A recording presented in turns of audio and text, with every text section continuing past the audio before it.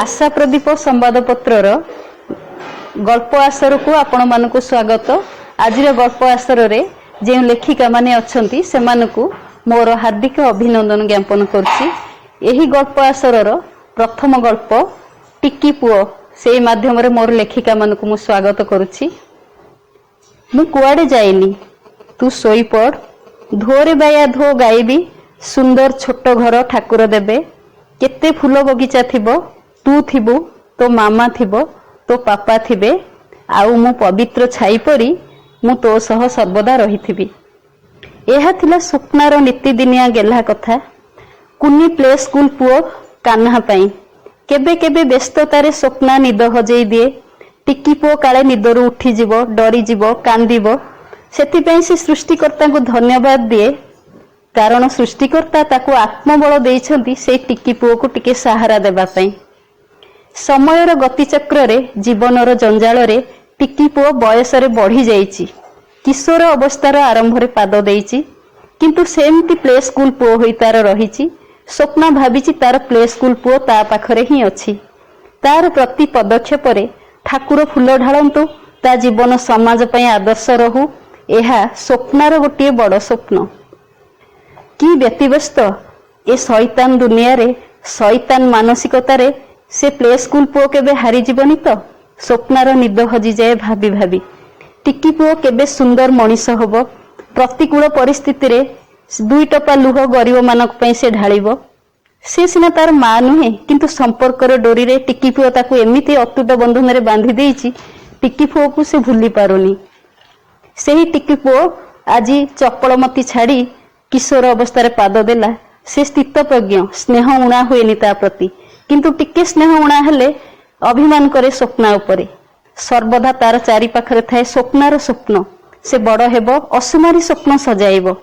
बेले बेले समय परीक्षा निये ममता स्नेह रे बाजी लगा जाए किंतु स्वप्ना हारेनी। से जेउ भार विश्व नियंतांग हातरू नेइछि सफल करिवो। टिक्की पुओ बड़ दुनिया रे पाद दबो किंतु सेई टिक्की पुओ होई रहिथिबो। ता पाखे कपट नथिबो मायार बंधन नथिबो। से आदर्श समाज रे आदर्श मनीषटीए हेबो। आम गल्प आसर आज अंजलि त्रिपाठी निर्यातना गल्प लिखिछंती। से निर्यातना गल्प रे केउ वार्ता समाज को दबाको चाहुछंती से अंजलि त्रिपाठी को पाखको आसंतु सुनिबा। प्रथमे मु आशा प्रदीप संवादपत्र को स्वागत करुची। मु डॉक्टर अंजलि त्रिपाठी। मोर गपर शीर्षक है निर्यातना। गाँव में बढ़ी शांत सरल पिलाटीए आकाश दुखिनी मार हृदय संखाड़ी आज सहर रे भाग्यर इंगित रे दुख जंत्रणार सामना करुछि। ए पड़ा मु आकाश कुआडे गलु ना मलु एते बड़ा हेलानी चाहा दबाकू हौनी। आज्ञा आपण शोइथिले सेइथि पाई मु संगे संगे चा नहीं आसुछि। पिलाटी अति संतर्पण रे चा कपटी टेबुल ऊपर थोइला। दी ढोक चा पी थू थू करी फोपाड़िले चांदिनी। किरे मनटा कुआडे बुलुछि? चा रे कोन अध किले चीनी पकाइछु? खाइला बेलकू किले चाउलर भात खाइबु काम कला बेलकू किछि नाही। हेइटी मन देई काम कर नहले मो ठारू खराब केही हेबेनी। आज्ञा मां जलखिया कर सारिलुनी? आलू तरकारी करी देइछि हेले तेल नहीं पूरी करिया पई। आगरू कहलुनी काहेकि? काली राति रे सरीगला। डरी डरी आकाश कहला मुंडरे तो तोर गोबर अच्छी को कामटा ठीक रे करुछु? चांदिनी पाटी कर डाकिले हयो शुणुच के जानी जेते डाकिले पिसी कुआड़े जाइथिबे। विरक्ति कर। किछि समय पर भिकारी बाबू पचारिले कौन है एते जोरे पाटी करुछ कहीं? ତମେ ତ ତମକୁ ତ ଶୁଭେନି, ମୋ ପାଟିଟା ଖାଲି ଦିଶେ। ହଉ କୁହ। କାଲିଠାରୁ ତେଲ ନାହିଁ। ଏ ପୋଡ଼ା ମୁହାଁ ଏବେ କହୁଛି ବାହାଘର ବେଳେ ବାଇଗଣ ରୋଇବ ନା କ'ଣ?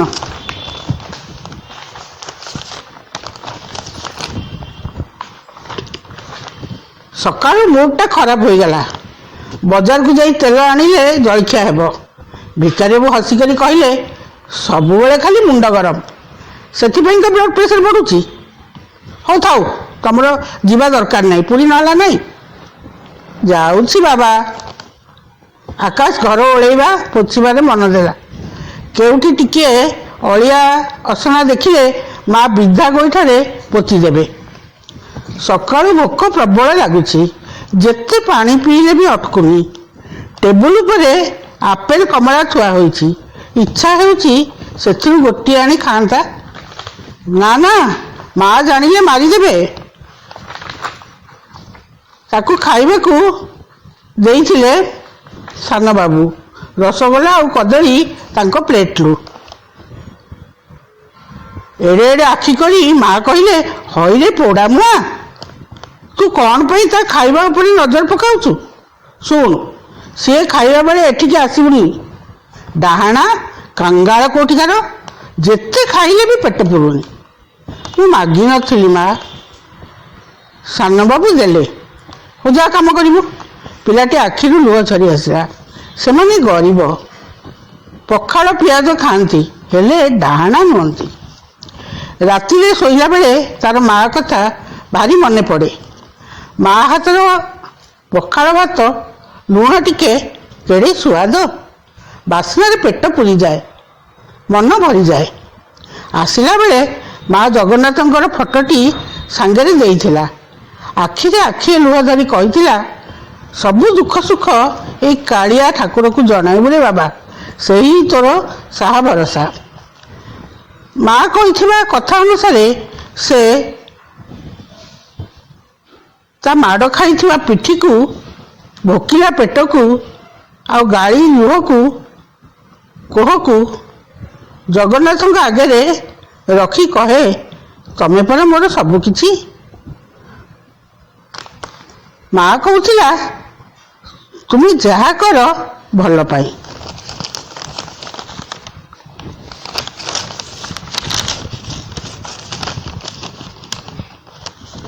ମୁଁ କ'ଣ ଜାଣିଛି? ତମେ ଟିକେ ପେଟ ପୁରା ଖାଇବାକୁ ଦିଅନ୍ତନି ଠାକୁରେ। ସାନବାବୁଙ୍କ ଭଳି ଖଣ୍ଡେ ସାର୍ଟ ପିନ୍ଧନ୍ତିନି, ମା ଭଳି ମିଠା କଥା ଟିକେ ଶୁଣନ୍ତିନି। ମୁଁ ତ ଜାଣିକରି ଭୁଲ କରେ ନାହିଁ। ଡରି ଯିବାରୁ ସିନା ଭୁଲ ହେଇଯାଏ। ଦେଖୁନ, ମା ଖାଇବାକୁ ଦେଇଥିଲେ ପେଟ ଜମା ପୁରିନି। ଭୋକ ଲାଗୁଛି। ମା ତ କେତେ ଦୂରରେ, କାହାକୁ କହିବି ତମ ଛଡ଼ା? ମା ହାତ ତୋରାଣୀର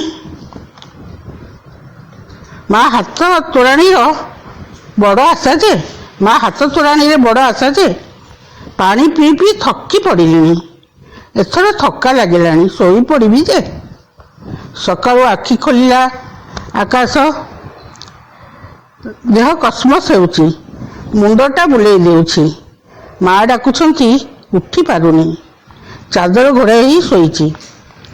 ମା ଦୁଇଟା ଗୋଇଠା ମାରି କହିଲେ, କାମଚୋର, ଗାଲୁଆ, ଶୋଇପଡ଼ିଛି।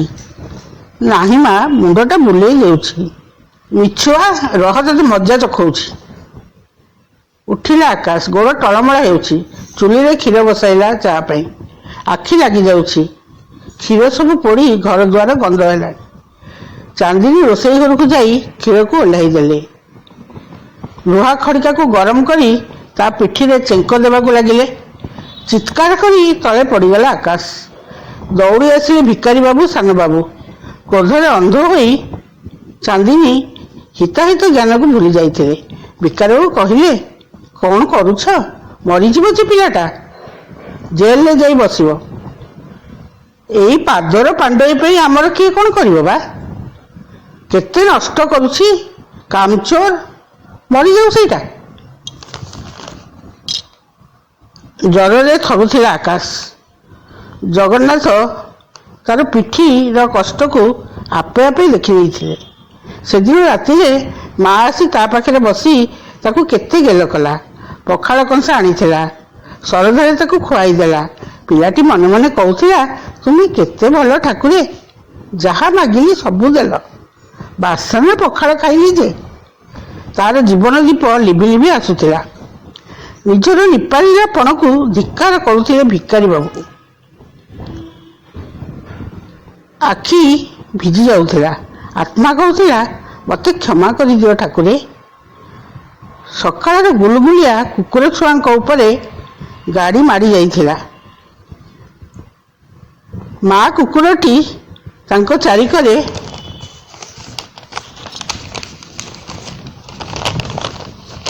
ବୁଲି ବୁଲି ଲୁହ ଝରାଉଥିଲା, ଠିକ୍ ତାଙ୍କ ପରି ଅସହାୟ ହୋଇ। ଧନ୍ୟବାଦ ଡକ୍ଟର ଅଞ୍ଜଳି ତ୍ରିପାଠୀ। ଆପଣ ନିର୍ଯାତନା ଗପ ମାଧ୍ୟମରେ ସୁନ୍ଦର ଆହ୍ୱାନମୂଳକ ପଦକ୍ଷେପଟିଏ ନେଇଛନ୍ତି। ଆପଣଙ୍କୁ ସ୍ୱାଗତ କରୁଛି।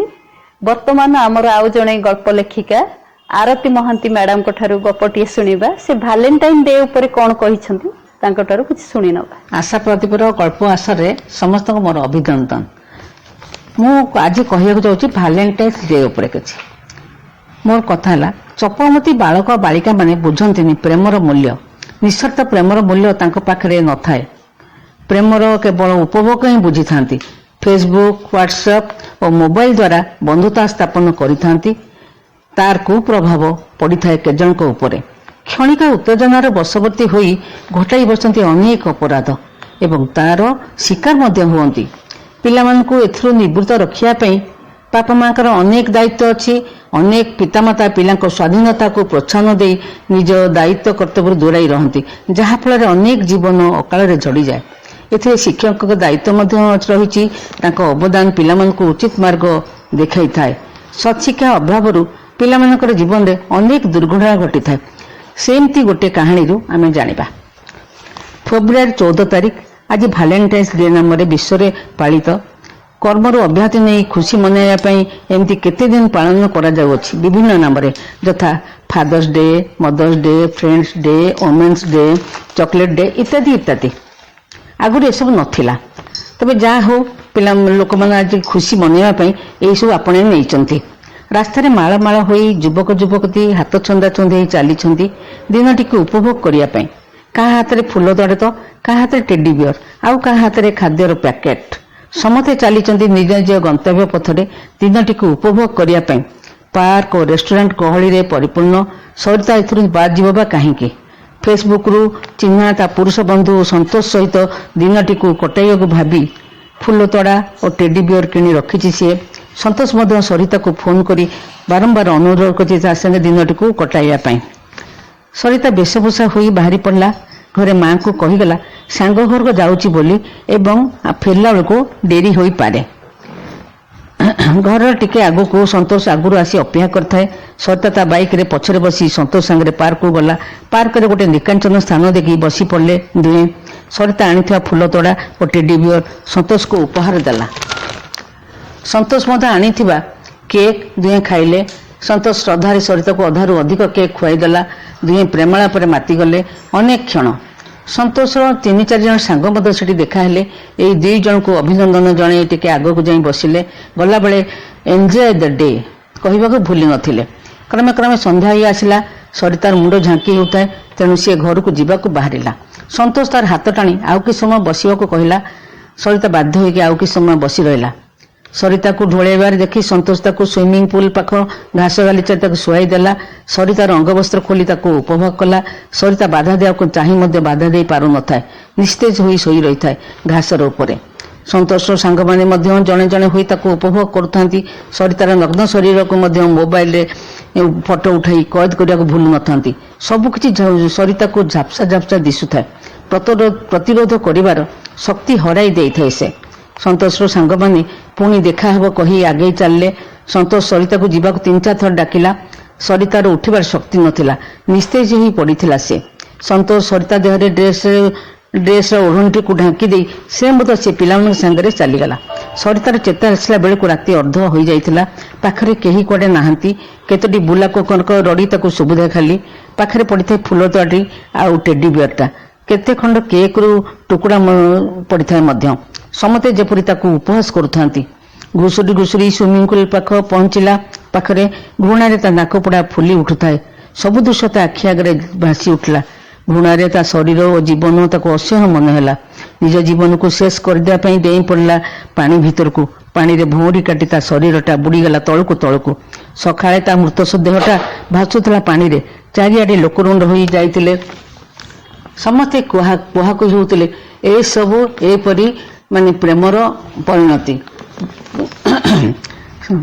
समस्त तुंडरे गोटे कथा शुभुला किछि न बुझी न सुझी प्रेमर जाल पड़गले एमती घटना घटी थाए।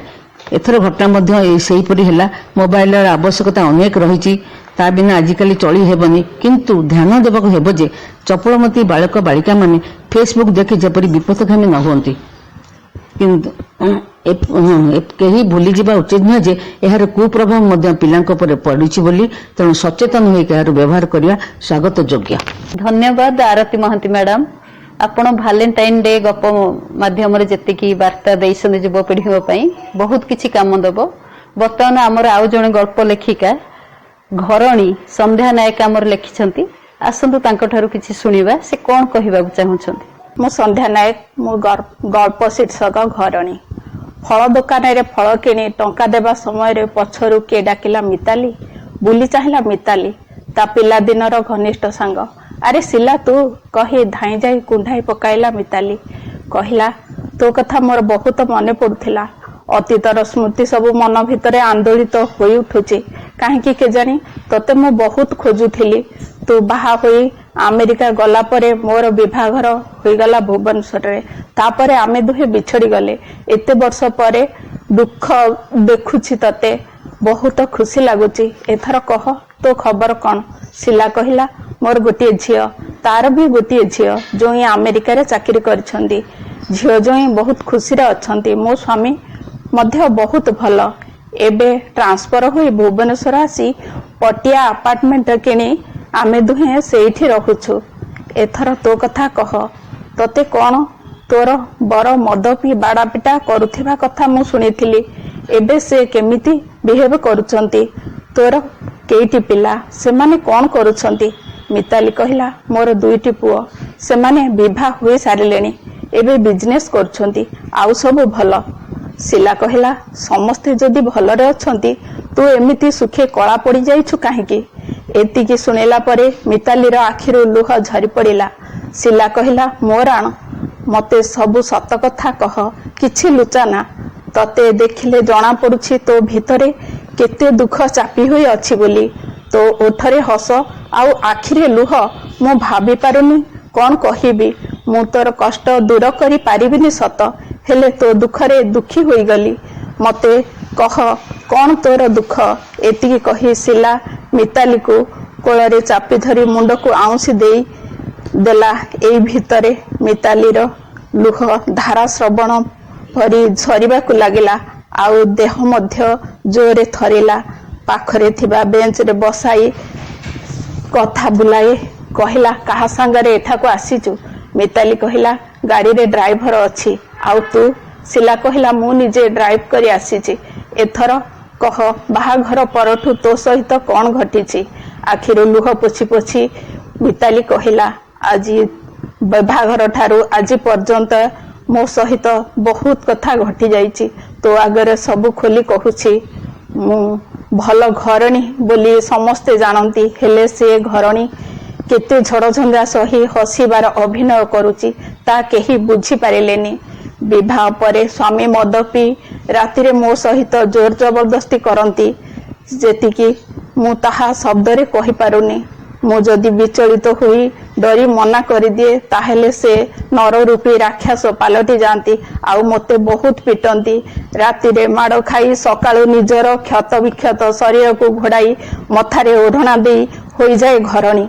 एमिति आम भितरे किछि जेमिति आम भितरे किछि होइनी ଏହିପରି ଭାବରେ ମୋର କଷ୍ଟ ବଢି ଚାଲିଲା। ଯେତେବେଳେ ଇଚ୍ଛା ସେତେବେଳେ ପିଇଲେ ଆଉ ମୋତେ ବାଡ଼ାପିଟା କଲେ। ଏହିପରି ଭାବରେ ମୋର ସମୟ ଅତିବାହିତ ହୋଇ ଚାଲିଛି। ଖାଲି ପିଲାଙ୍କ ପାଇଁ ଏତେ ଦିନ ଯାଏ ବଞ୍ଚି ରହିଥିଲି, ଏବେ ଆଉ ପାରୁନି। ବହୁତ କଷ୍ଟ ହେଉଛି। ପିଲାମାନେ ବିଭା ହେଲା ପରେ ମୋତେ ଭୁଲ ବୁଝୁଛନ୍ତି। ସବୁ କଥାରେ ମୋତେ ଚାକରାଣୀ ପରି ଗାଳିଗୁଲଜ କରୁଛନ୍ତି। ସ୍ୱାମୀ କଥା ସହିବି, ପିଲାଙ୍କ କଥା ସହିବି, ଘରେ ଦିନ ରାତି ଖଟିବି, ଆହା ବୋଲି କହିବାକୁ କେହି ନାହିଁ। ଏଇ କ'ଣ ଜୀବନ? ଆଉ ପାରୁନି। ଅଣନିଶ୍ୱାସୀ ହୋଇ ପଡ଼ିଲେଣି। ଭାବୁଛି ଆତ୍ମହତ୍ୟା କରିଦେବି। ସବୁ କଷ୍ଟରୁ ମୁକ୍ତି ପାଇ ଚିର ନିଦ୍ରାରେ ସବୁଦିନ ପାଇଁ ଶୋଇପଡ଼ିବି। ତା ବି କରିପାରୁନି। ଶିଲା ମିତାଲିକୁ କୋଳେଇ ନେଇ ଗେଲ କରି କହିଲା, ନା ରେ, ତୁ ଏମିତି କହନା। ମୁଁ ଆସିଗଲିଣି। କିଛି ଗୋଟେ ବନ୍ଦୋବସ୍ତ କରିବା। ତୁ ଆଦୌ ବ୍ୟସ୍ତ ହୁଅନା। ଚାଲ ଆମ ଘରକୁ ଟିକେ ଯାଇ ବୁଲି ଆସିଲେ ତତେ ଭଲ ଲାଗିବ। ମିତାଲି କହିଲା, ନା ଆଜି ନୁହେଁ, ଆଉ କେବେ। ମୋ ଘର ଆଡ୍ରେସ ଲେଖି ନେ। ଆଉ ଦିନେ ଆସିଲେ ମୁଁ ଘରେ କହି ତୋ ସାଙ୍ଗରେ ତୋ ଘରକୁ ଯିବି। ଏଥର ଯାଉଛି। ଡ୍ରାଇଭର ଅପେକ୍ଷା କରିଛି। ଶିଲା କହିଲା, ଆଚ୍ଛା ହଉ, ମୁଁ କାଲି ତୋ ଘରକୁ ଆସିବି। ଏତିକି କହି ଦୁହେଁ ନିଜ ନିଜ ଘରକୁ ଚାଲିଗଲେ। ତା ପରଦିନ ଶିଲା ତାର ସ୍ୱାମୀ ସହିତ ମିତାଲି ଘରକୁ ବୁଲି ଆସିଲା। ଆଡ୍ରେସ ପଚାରି ମିତାଲି ଘରେ ପହଞ୍ଚି ଦେଖେ ତ ଲୋକ ଭିଡ଼। ଶିଲା ପଚାରିଲା, କ'ଣ ଏଠି ଏତେ ଗହଳି ହୋଇଛି? କେହି ଜଣେ କହିଲା, ମିତାଲି ମ୍ୟାଡମଙ୍କର ଡେଥ୍ ହୋଇଯାଇଛି। ଶିଲାକୁ ଶକ୍ତ ଝଟକା ଲାଗିଲା। ତାର ପାଟିରୁ କଥା ବାହାରିଲା ନାହିଁ। କିଛି ସମୟ ସ୍ତମ୍ଭୀଭୂତ ହୋଇ ଚାହିଁ ରହିଲା ମିତାଲିର ଡେଡ୍ ବଡିକୁ। ଜୀବନ ସାରା ଏତେ କଷ୍ଟ କରି କରି ଶେଷରେ ନିଜେ ସୁଇସାଇଡ୍ କରିଦେଲା। ନିଜେ ଲୁହ ପିଇ ଘର ବନେଇଲା, ଟିକେ ସୁଖ ପାଇପାରିଲାନି। ଏମିତିକି ନିଜର ମନ କଥା କହି ସେ ମାୟା ସଂସାରରୁ ବିଦାୟ ନେବା ପାଇଁ ଚାହିଁ ବସିଥିଲା। ସ୍ୱାମୀଠାରୁ ମାଡ଼ଗାଳି ଖାଇଲା, ପୁଅମାନଙ୍କ ଠାରୁ ମଧ୍ୟ ମାଡ଼ଗାଳି ଖାଇଲା। କେତେ ସହିବ? ଆତ୍ମାକୁ ବାଧିଲା ବୋଲି ଏତେ ବଡ଼ ନିଷ୍ପତ୍ତି ନେଲା। ତାକୁ ଯଦି ସ୍ତ୍ରୀର ଅଧିକାର ଆଉ ମାର ସମ୍ମାନ ମିଳିଥାନ୍ତା, ସେ କ'ଣ ଏପରି କରିପାରିଥାନ୍ତା? ହେ ଭଗବାନ, ମିତାଲିର ଆତ୍ମାକୁ ଶାନ୍ତି ଦିଅ, ମୁକ୍ତି ଦିଅ। ମିତାଲି ପରି ଏ ସମାଜରେ ଅନେକ ନାରୀ ଅଛନ୍ତି। ସେମାନଙ୍କୁ ରକ୍ଷା କର ପ୍ରଭୁ, ସେମାନଙ୍କୁ ରକ୍ଷା କର। ଧନ୍ୟବାଦ ସନ୍ଧ୍ୟା ନାୟକ ମ୍ୟାଡାମ। ବର୍ତ୍ତମାନ ଆମେ ସୁଶ୍ରୀ ମଞ୍ଜୁଳାକରଙ୍କ ଗପ ସାଙ୍ଗ ହେବ ତ ଏମିତି ଶୁଣିବା। ସେ କ'ଣ ବାର୍ତ୍ତା ଦେବାକୁ ଚାହୁଁଛନ୍ତି? ସୁଶ୍ରୀ ମଞ୍ଜୁଳାକର। ମୁଁ ସୁଶ୍ରୀ ମଞ୍ଜୁଳାକର ଗପ ପଢ଼ିବାକୁ ଯାଉଛି। ମୋ ଗପର ଶୀର୍ଷକ ସାଙ୍ଗ ହେବ ଏମିତି। ରୋଜି, ଅଭୟା ଓ ସୁମିତ୍ରା ତିନି ଜଣ ପିଲାଦିନର ସାଙ୍ଗ। ଗୋଟିଏ ଗାଁ ସ୍କୁଲରେ ଏକା ଶ୍ରେଣୀରେ ପଢ଼ନ୍ତି। ତିନି ଜଣ ଭଲ ପଢ଼ନ୍ତି, ସୁନ୍ଦର ବ୍ୟବହାର, ଦେଖିବାକୁ ମଧ୍ୟ ସୁନ୍ଦର। ଅଭୟା ଶ୍ରେଣୀରେ ସବୁବେଳେ ପ୍ରଥମ ହୁଏ। ରୋଜି, ସୁମିତ୍ରା ମଧ୍ୟ ଦ୍ୱିତୀୟ ତୃତୀୟ ହୋଇଥାନ୍ତି। ସେମାନେ ନିମ୍ନ ମଧ୍ୟବିତ୍ତ ପରିବାରର ତିନି ଜଣ ଯାକ ସ୍କୁଲରେ ପାଠ ସହ ସବୁଥିରେ ଭାଗ ନେଇ ପ୍ରଥମ, ଦ୍ୱିତୀୟ, ତୃତୀୟ ହୁଅନ୍ତି। ସ୍କୁଲର ପ୍ରଧାନ ଶିକ୍ଷକ ଅନ୍ୟ ଶିକ୍ଷକମାନେ ସେମାନଙ୍କୁ ବହୁତ ଭଲ ପାଆନ୍ତି। ସେ ଅନ୍ୟ ପିଲାମାନଙ୍କର ଉଦାହରଣ ପାଲଟି ଯାଇଛନ୍ତି। ମ୍ୟାଟ୍ରିକ ପରୀକ୍ଷାରେ ଅଭୟା 10 ଜଣଙ୍କ ଭିତରେ ପ୍ରଥମ ଏବଂ ରୋଜି, ସୁମିତ୍ରା ମଧ୍ୟ 10 ଜଣଙ୍କ ମଧ୍ୟରେ ଥାନ୍ତି। ସ୍କୁଲର ପ୍ରଧାନ ଶିକ୍ଷକ ଅନ୍ୟ ଶିକ୍ଷକମାନେ ବହୁତ ଖୁସି। ତିନି ଜଣ ଯାକ ସହରରେ ଗୋଟେ ବଡ଼ କଲେଜରେ ନାମ ଲେଖାଇ ପଢ଼ିଲେ, ସାଇନ୍ସ ପଢ଼ିଲେ। ତାଙ୍କର ଲକ୍ଷ୍ୟ ସେମାନେ ଡକ୍ଟର ହୋଇ ମାନବ ସେବା କରିବା। ଥରେ ବଜାର ଯିବା ଭିତରେ ନିତିନ ସହିତ ଅଭୟାର ଦେଖା ହୋଇଥିଲା। କଥାବାର୍ତ୍ତା ଭିତରେ ନିତିନ ଅଭୟାଠାରୁ ଫୋନ୍ ନମ୍ବର ନେଇଯାଇଥିଲା। ଫୋନ୍ରେ ନିତିନ ପ୍ରତିଦିନ ଅଭୟାକୁ ଫୋନ୍ କରେ। ଆସ୍ତେ ଆସ୍ତେ କଲେଜ ଗେଟ୍ ପାଖରେ ସାକ୍ଷାତ ହୁଏ। ପ୍ରତିଦିନ କଲେଜ ଛୁଟି ପରେ ଅଭୟା ନିତିନକୁ କଲେଜ ଗେଟ୍ ପାଖରେ ସାକ୍ଷାତ କରେ। ରୋଜି, ସୁମିତ୍ରାକୁ ଅଭୟାର ହାବଭାବ ଭଲ ଲାଗେ ନା, କାରଣ ସେମାନେ ନିତିନର ହାବଭାବକୁ ପସନ୍ଦ କରୁନଥିଲେ। ସେମାନେ ଅଭୟାକୁ ବହୁତ ବୁଝାନ୍ତି, ତୁ ନିତିନ ଠାରୁ ଦୂରେଇ ଆ, କାରଣ ଆମକୁ ସେ ପସନ୍ଦ ନୁହେଁ। ତୁ ଆମ କଥା ନ ମାନିଲେ ବିପଦରେ ପଡ଼ିବୁ, କାରଣ ନିତିନ ବିଶ୍ୱାସଯୋଗ୍ୟ ନୁହେଁ। ତୁ ବୁଝୁନୁ କାହିଁକି? ସବୁଦିନ ଟିଭି ଖବରକାଗଜରୁ ପଢ଼ି କିଛି ଜାଣୁନୁ ନା, ବୁଝିପାରୁନୁ? ସେ ଜଣେ ଅଜଣା ଅଶୁଣା, ତା ବିଷୟରେ ତୁ କିଛି ଜାଣିଛୁ? ତାକୁ କିଛି ପଚାରି ବୁଝିଛୁ? ସେ କ'ଣ କରୁଛି, ପାଠ ପଢ଼ୁଛି କି ଚାକିରି କରୁଛି? ତା ଗାଁ, ତା ପରିବାର ବିଷୟରେ କିଛି ପଚାରି ବୁଝିଛୁ? ହଠାତ୍ ଜଣେ ଅଜଣା ଅଶୁଣା ଲୋକକୁ ବିଶ୍ୱାସ କରୁଛୁ କିପରି? ଜାଣିଛୁ, ଜୁଲି ଏମିତି ଫସି ଯାଇଥାନ୍ତା। हठात गोटे झील देवदूत परि आसी सब कथा ताको कहिथिला। एमाने झील मानक फसाई ब्लू फिल्म करी झील मानक ब्लैकमेलिंग करुछंती। झुली को जगन्नाथ सहाय हेले से खसी आसिला। हुशियार जीवन नष्ट होगा पूर्व ता सहित संपर्क तुटाई दे। आम कथा जदि अविश्वास लगुच तू झुली ठार सब कथा पचारि बुझिने। अभय तो नितिन प्रेम बाया ताकू भल कथा सब भेल लगुच। से सुमित्रा और रोजी उपरे मने मने रागी जाए। रोजी सुमित्रा भावुंट आमे थाऊ थाऊ आम पिलादिन सांगर जीवन नष्ट हो। आम प्रिंसिपाल को एवं तार बापा को सब कथा जनईदेवा उचित। अभय को जनइले। आजिकाली क्या विश्वास नहीं, विशेषकर अजना अशुणा लोक जमा नुहे। तू नितिन ठार ता विषय सब कथा तथ्य बुझी आसबू तो से कौन चाकरी कर तू थारे चिंता कलु। जो बापा माँ तोते एते बड़ कले पेटर काटी पाठ पढ़ाइले से तोर समस्त दायित्व बहन कले तार मूल्य कण एया। दिन को 2-3 थर फोन कर बुझुंट से कौन तोर केबे अनिष्ट चिंता करें। तो चॉइस ठार वरम तांको चॉइस उत्तम। तू निजे निजर भविष्य कहीं नष्ट करुचु। एमिति तू ठकी जीवु। बापा माँ केबे पिला अमंगल चिंता करती ना। तू तो भल पढ़ुचु, चाकरी कर निज गोड़े निजे ठिया होगा छाड़ी ए बेकार पथ बाछुचु। तू भाविलु से जदि पाठ पढ़ुथिब चाकरी करू अदा पाठ छाड़ी भांडामी करुथुब खाली तू कौन ता चेहरा को चाटिबु। धर तू जदि ताको बाहा हेबु तुम घरे एवं ताको घरे केही राजी हेबेनी अवस्था कौन हेबो। रोजी सुमित्रा बहुत बुझाइया पर नीरव रहिले। कौन करा जीवो। से दुई जन अभय उपरे कड़ा नजर रखी था। हठात दिन अभय आसी कहला नितिन आउ तांको सांग माने पुरी जाउछंती मते डाकुछंती काली जीवु ता परदिन फेरबु। सुमित्रा शुणी व्यस्त हो रोजी को कहला। रोजी अभय को पचारा आउ झील जाउछंती। अभय कहला मु जानिनी एमाने न जीवाकू बारण कले। अभयर एक जिद से जीव तू कण टीवी पेपर किछि पढ़ी बुझुनु ना बुझीपारुनु। आम कथा मान ताकू मना करदे। जे प्रकृत हृदय भल पाउथुब से केबे विवाह पूर्व बुलाबुली रात्रि यापन करिया को पसंद करिबनी। देखा साक्षात यह मामूली कथा। तू जाना आम कथा मान। अभय 2 जनक कथा न शुणी पूरी बाहरी गला। सुमित्रा ताकू गेट पाखे छाड़िबा बहाना रे कार नंबर सह सेमानकर फोटो उठाइला। सुमित्रा देखिला नितिन आउ तार 3 जन सांग एका अभया मुंड तार बुलाई देला। हॉस्टेल आसी रोजी को सब कथा कही फोटो देखाइला। डेरी न करी सुमित्रा और जूली प्रिंसिपाल को फोटो सह मूल शेष पर्यंत सब कथा कहले। आपण जहाँ करेंगे शीघ्र करंतु। अभय जीवन विपद रे। प्रिंसिपाल संगे संगे पुलिस को फोन करी गाड़ी नंबर दे कहले शीघ्र करंतु। तापर व्हाट्सएप रे फोटो पठाइदेले। पुलिस कार्यानुष्ठान करी कार को धरी अभय को उद्धार कले एवं सेमानकु मध्य अरेस्ट कले। प्रिंसिपाल को जनाइले आमे से झील को आपण पाखक नहीं जाऊँ। तांको बापा आसे पहुँची से सब कथा शुणी आश्वस्त हेले। अभय पहुँचा पर प्रिंसिपाल तांको बहुत बुझाइले। रोजी सुमित्रा जदि न था तुम अवस्था कौन होता बुझीपारछ तो। तुम्हें आम कॉलेज गौरव। निजे पाठ पढ़ी निज गोड़े ठिया होई समाज मंगल काम कर। प्रेम किसी खराब नुहे। यह स्वर्गीय शाश्वत प्रेम को प्रेम कहुए। अपात्र प्रेम करा जाएनी। तुम्हें कॉलेज गर्व आदर्श। तुम्हें एपरी कार्य कल किपरि। कॉलेज तुमको समस्त भल पाती जानी जानी तुम क्यारियर नष्ट कर। तुम्हें भूल करने जाऊल क्षमा मागिल। सुमित्रा रोजी को कुंडाई धरी कांदी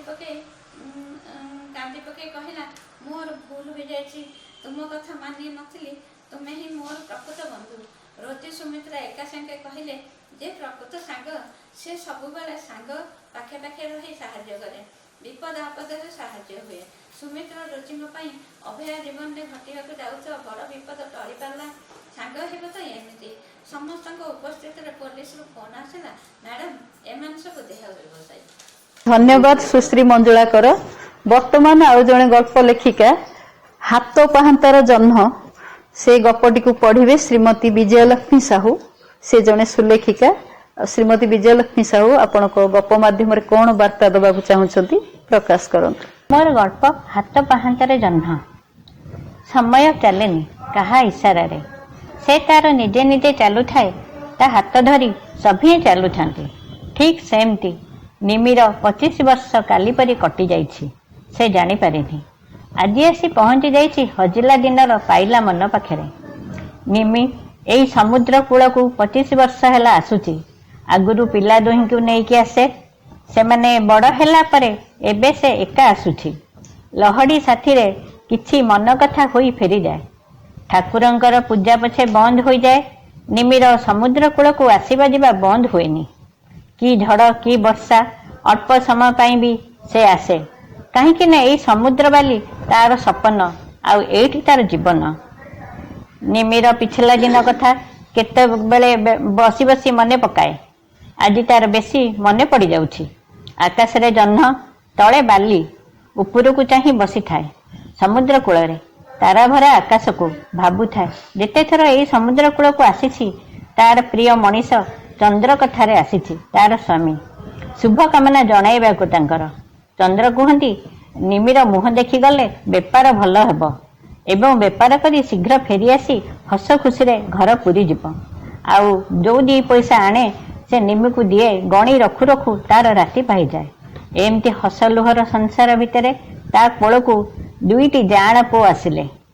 ନିମି ଶାଶୁଙ୍କ ସହ ବି ଭଲ ସମ୍ପର୍କ ଥାଏ। ମା ଝିଅ ପରି ଶାଶୁ ବୋହୂ ଚଳନ୍ତି। ଶାଶୁ ତାର ଅଧିକା 2 ପଇସା ରୋଜଗାର କରିବା ପାଇଁ ବେପାରୀଠୁ କିଛି ମାଛ ଆଣନ୍ତି। ତାଙ୍କର ମାଛ ବ୍ୟବସାୟ ଥାଏ। ନିମି ଗରିବ ଘର, ତଥାପି ସେ ନିଜକୁ ସମ୍ଭାଳି ତେଲ ଲୁଣର ସଂସାର ଭିତରେ ଚାଲୁଥାଏ। ନିମି ଶାଶୁ ଯେଉଁ ମାଛ ଆଣନ୍ତି ତାକୁ ଶୁଖୁଆ କରି ବିକ୍ରି କରି 2 ପଇସା ପାଆନ୍ତି। ନିମିର କୌଣସି ଜିନିଷ ଦରକାର ପଡ଼ିଲେ ଶାଶୁ ବି ତାକୁ ସାହାଯ୍ୟ କରନ୍ତି। ନିମି ଭାବି ପାରିନଥିଲା ଏଇ ହସ ଖୁସିର କାହା ନଜର ଲାଗିଯିବ। ହଠାତ୍ ଶାଶୁଙ୍କର ଦେହ ଖରାପ ହେଲା। ସେ ଆରପାରିକୁ ଚାଲିଗଲେ। ଚନ୍ଦ୍ର ସବୁବେଳେ ଲଞ୍ଚ ନେଇ ସମୁଦ୍ରକୁ ଯାଏ, ତାର ମାଛ ବେପାର କରେ। ଏଇ ସରକାରଙ୍କ ତରଫରୁ ମଧ୍ୟ ଏବେ କେତେ ଦିନ ହେଲା ପର୍ଯ୍ୟଟକଙ୍କୁ ବୁଲେଇବା ପାଇଁ କିଛି ଚାକିରି ଖଣ୍ଡିଏ ଯୋଗାଡ଼ କରିପାରିଛି। ହେଲେ କିନ୍ତୁ ଭଗବାନଙ୍କର ଡୋରି ଅଲଗା ଥିଲା। ସେଦିନ ପାଣିପାଗର ସୂଚନା କିଛି ନଥିଲା। ଚନ୍ଦ୍ର ସମୁଦ୍ର ଭିତରକୁ ଯାଇଥିଲା। ହଠାତ୍ କଳାହାଣ୍ଡିଆ ମେଘ ଝଡ଼ ମାଡ଼ି ଆସିଲା। ଚନ୍ଦ୍ର ସାଙ୍ଗରେ ଯେଉଁମାନେ ଯାଇଥିଲେ ସମସ୍ତେ ଛିନଛତ୍ର ହୋଇଗଲେ। କେହି କାହାର ଖବର ରଖିପାରିନଥିଲେ। ରାତି ପାଇ ସକାଳ ହେଲା ବେଳକୁ ଚନ୍ଦ୍ର ଆଖି ଖୋଲି ଦେଖିଲା କୂଳରେ ସେ ଲାଗିଛି। କେଉଁଠି ଲାଗିଛି ସେ ଜାଣିପାରୁନି। ମୁଣ୍ଡରୁ ରକ୍ତ ବୋହୁଛି। ଗୋଟିଏ ଛୋଟ ଝିଅଟିଏ ତା ପାଖରେ ବସି ଗାମୁଛାରେ ପୋଛି ଦେଉଛି।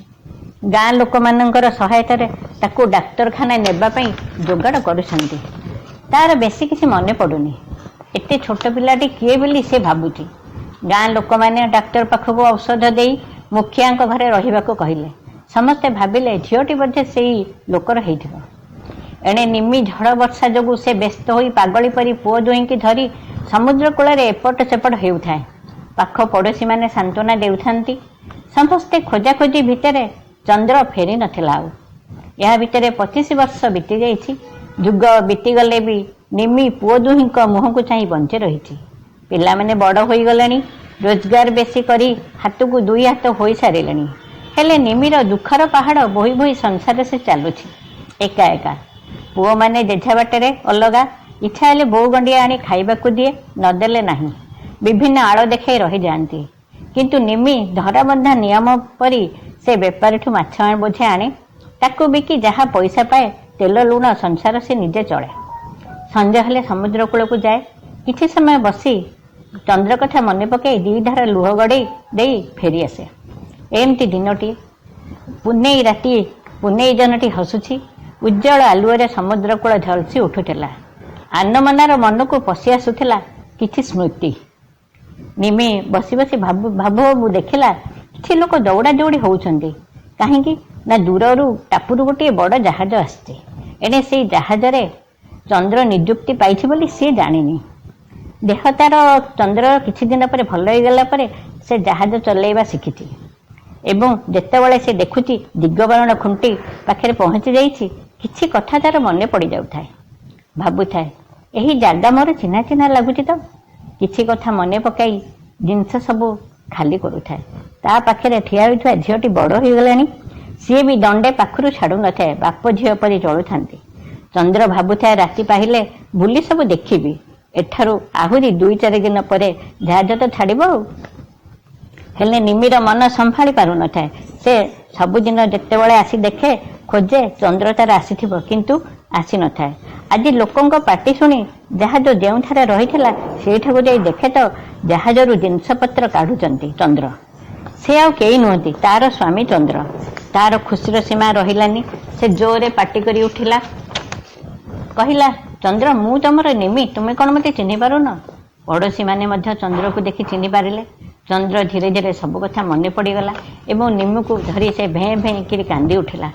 କହିଲା, ଭଗବାନ ବଡ଼ ଲୋକ ଲୋ ନିମି, ମତେ ବଞ୍ଚେଇ ଦେଲେ ଆଉ ତୋ ପାଖରେ ଆଣି ପହଞ୍ଚେଇ ଦେଲେ, କହି ମାଙ୍କ ଉଦ୍ଦେଶ୍ୟରେ ମୁଣ୍ଡିଆଟିଏ ସେ ମାରିଲା।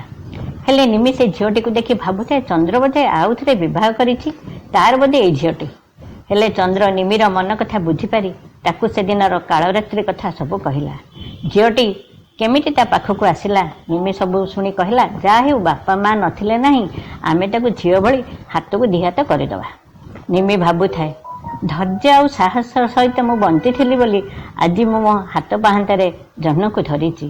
ଆଜି ମୋ ହାତ ପାହାନ୍ତାରେ ଜହ୍ନକୁ ଧରିଛି। ଧନ୍ୟବାଦ। ଧନ୍ୟବାଦ ବିଜୟଲକ୍ଷ୍ମୀ ମ୍ୟାଡାମ, ସୁନ୍ଦର ବାର୍ତ୍ତାଟି ଆପଣ ସମାଜକୁ ଦେଲେ। ବର୍ତ୍ତମାନ ସୁଷମା ଲେଙ୍କା ମ୍ୟାଡାମକୁ ଅନୁରୋଧ କରିବି, ତାଙ୍କର ଗପ ବୋହୂ ମାଧ୍ୟମରେ ସେ କେଉଁ ବାର୍ତ୍ତା ଦେବାକୁ ଚାହୁଁଛନ୍ତି ସମାଜକୁ? ମୋ ଗପର ଶୀର୍ଷକ ବୋହୂ। ବାପଘର ଝିଅଟି କେତେ ଅଲିଅଳରେ ବଢିଥାଏ, ଧନୀ ହେଉ କି ଗରିବ। ନିଜ ହିସାବରେ ସେ ବହୁତ ସ୍ନେହ ଶ୍ରଦ୍ଧା ପାଇ ବଢିଥାଏ। ଦିଓଳି ଖାଇବାକୁ ତା ପାଖେ ନଥାଇପାରେ, କିନ୍ତୁ ତାଙ୍କ ଘରେ ତା ପାଇଁ ସ୍ନେହ ଶ୍ରଦ୍ଧାର ଅଭାବ ନଥାଏ। ସେ ପରା ଝିଅ ନୁହେଁ, ବାପାଙ୍କର ହୃଦୟର ରାଣୀ ହୋଇ ରହିଥାଏ। ସବୁ ପରିବାରର ଲୋକମାନେ ଚାହାନ୍ତି ତାଙ୍କ ଝିଅ ଭଲରେ ରହୁ। ଯେଉଁ ଘରକୁ ସେ ବାହା ହୋଇଯିବ ତାକୁ ସେଠାରେ ସ୍ନେହ ଶ୍ରଦ୍ଧା ଓ ତାର ନ୍ୟାଯ୍ୟ ଅଧିକାର ମିଳୁ। କିନ୍ତୁ ବାସ୍ତବରେ ବୋହୂଟିଏ କଣ ସବୁ ସୁବିଧା ପାଇଥାଏ? କିନ୍ତୁ ଝିଅଟି ବୋହୂ ହୋଇ ଆସିଲା ପରେ ସମସ୍ତ ଅଚିହ୍ନା ମଣିଷକୁ ନିଜର କରିବାକୁ ଚେଷ୍ଟା କରେ।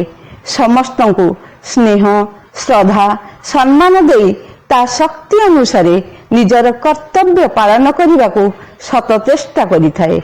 ଧନୀ ଘରର ଝିଅ ମଧ୍ୟ ଯେତେ ଅଲିଅଳରେ ବଢିଥାଉ ପଛେ ବୋହୂ ହେଲା ପରେ ଶାଶୁଘରେ ସବୁ କାମ କରିବାକୁ ଆଗେଇ ଯାଇଥାଏ। ତାକୁ ସେ କାମ ଆସୁ ବା ନ ଆସୁ କରିବାକୁ ଚେଷ୍ଟା କରେ, ନହେଲେ ପଚାରି ପଚାରି ସେ କାମଟାକୁ କରିବାକୁ ଚାହେଁ। କିନ୍ତୁ ଶାଶୁଘର ଲୋକ ତାକୁ ସାହାଯ୍ୟ କରିବା ପରିବର୍ତ୍ତେ କେତେ କଥା କହିଯାଆନ୍ତି, ତଥାପି ସେ କିଛି କୁହେ ନାହିଁ, ହସି ହସି ସବୁ ସହିଯାଏ। ଶାଶୁଘର ଲୋକ ବୋହୂମାନଙ୍କୁ କଣ ପାଇଁ ଭଲ ପାଆନ୍ତି ନାହିଁ ତାର କାରଣ ମୁଁ ଆଜି ପର୍ଯ୍ୟନ୍ତ ବୁଝିପାରେନି। ବୋହୂଟିଏ ନ ଖାଇ ନ ପିଇ ଯେତେ ଭଲ କାମ କରୁ ପଛେ ତାକୁ କେହି କେବେ ଭଲ ବୋଲି କହନ୍ତି ନାହିଁ। ଦିନ 12ଟା ପର୍ଯ୍ୟନ୍ତ ଯଦି ସେ ଖାଇନଥିବ ତେବେ ବି କେହି କହନ୍ତି ନାହିଁ ଯେ ଏତେବେଳ ହେଲାଣି, ଯା ମା ଟିକେ କଣ ଖାଇଦେ, ତାପରେ ଯାହା କରିବୁ। ବୋହୂଟିଏ ଯେତେ ଭଲ ହୋଇଥାଉ ପଛେ ତାକୁ ସବୁବେଳେ ନିନ୍ଦା ଶୁଣିବାକୁ ପଡୁଥିବ। କିନ୍ତୁ ତାଙ୍କ ଝିଅ ଅନ୍ୟ ଘରେ ବୋହୂ ହୋଇ ଶାଶୁଘରେ ନାଲି ଆଖି ଦେଖାଇ ବସ ଉଠ କରାଉଥିବ, ତଥାପି ତାଙ୍କ ଝିଅ ସର୍ବଗୁଣ ସମ୍ପନ୍ନ ବୋଲି ଚାରିଆଡେ ଡିଣ୍ଡିମ ପୁଟୁଥିବେ। ମୋ ସୁନା ଝିଅଟାର ମୁହଁଟା କାହିଁକି ଶୁଖି ଯାଇଛି ଲୋ, ଚାଲ ଚାଲ ଆଗ ଖାଇଦେବୁ କହି କେତେ ସ୍ନେହରେ ପାଖରେ ବସାଇ ଖୁଆଇ ଦଉଥିବେ। କିନ୍ତୁ ନୂଆ ବୋହୂଟି ସେଇଠି ଠିଆ ହୋଇଥିଲେ ମଧ୍ୟ କେବେ କହନ୍ତିନି, ଆଲୋ ମା ତୁ ତ କିଛି ଖାଇନୁ, ତୁ ବି ଟିକେ ଖାଇଦେଇ ଯା। ବୋହୂଟି ବି ଦିନେ ତୁମ ଝିଅ ପରି ଥିଲା। ଆଜି ତା ଘର ଦ୍ୱାର ଛାଡି ନିଜ ଲୋକମାନଙ୍କୁ ଛାଡି ଏଠାରେ ବୋହୂ ହେଇ ଆସିଛି।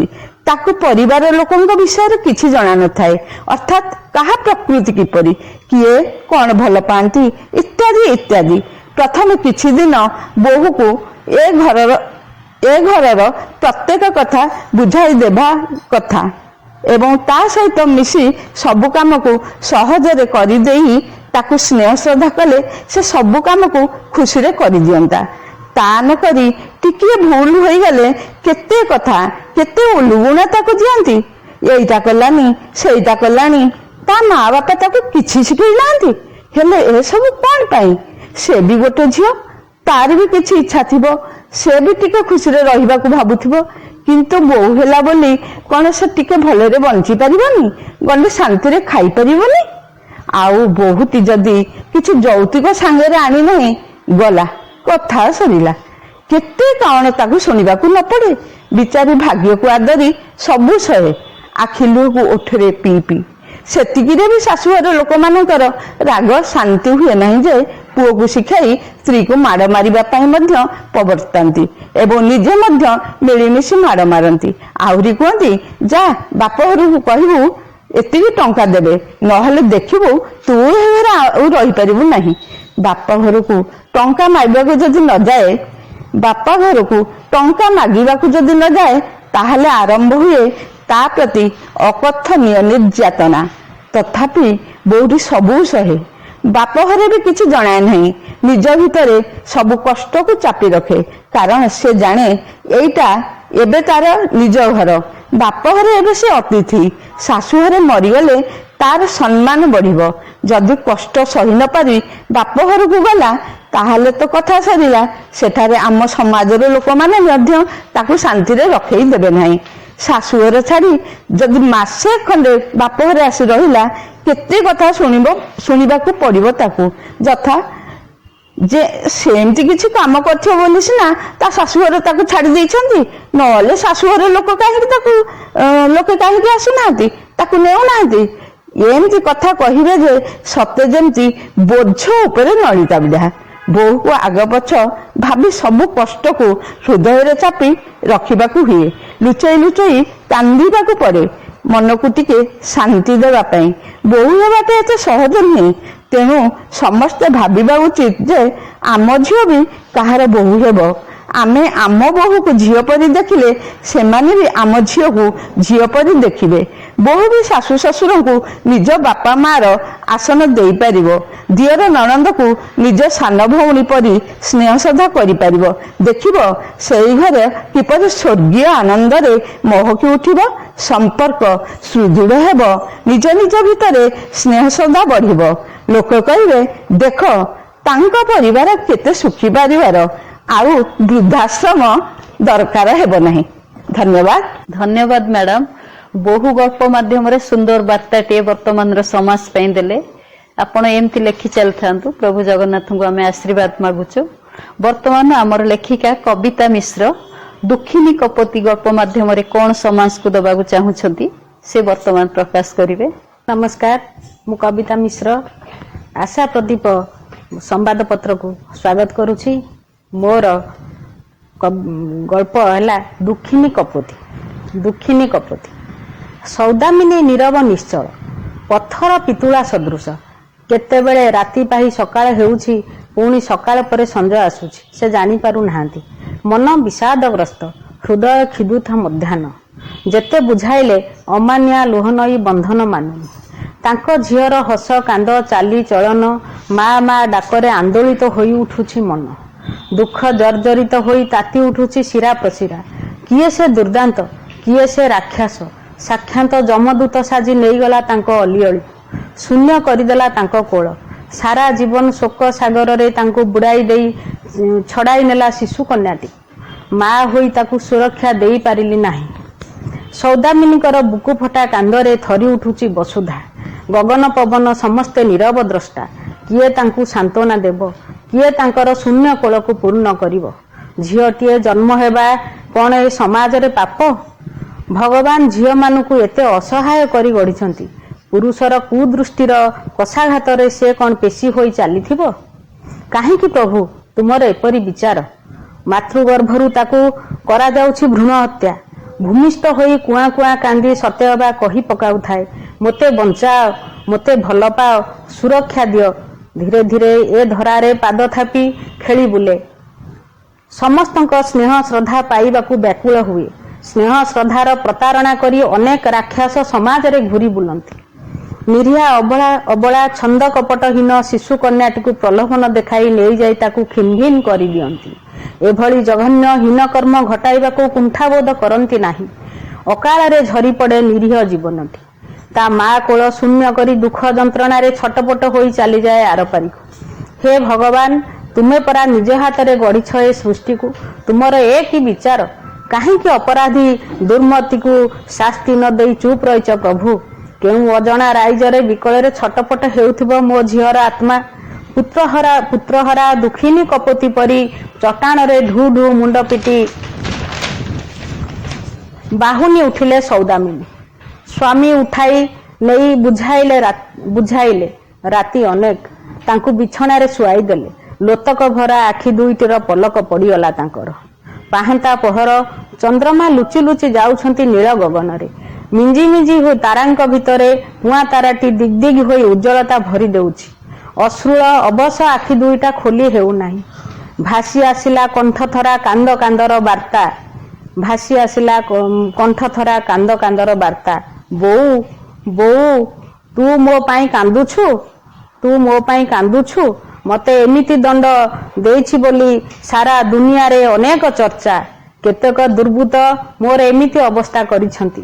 ଅତି ନିର୍ମମ ଭାବରେ ମୋର ଶରୀରକୁ ଖିନଭିନ କରି ତୋ କୋଳ ଶୂନ୍ୟ କରି ଦେଇଛନ୍ତି। ସେଇ ଦୁରାଚାରୀ ଅମଣିଷ ମାନଙ୍କୁ ମୁଁ ଉଚିତ ଦଣ୍ଡ ଦେବି। ବୋଉ, ତୁ ମୋର ଜନ୍ମଦାତ୍ରୀ। ଯୁଗେ ଯୁଗେ ତୁ ମୋର ମା, ମୁଁ ତୋର ଅଲି ଅଳି କନ୍ୟା।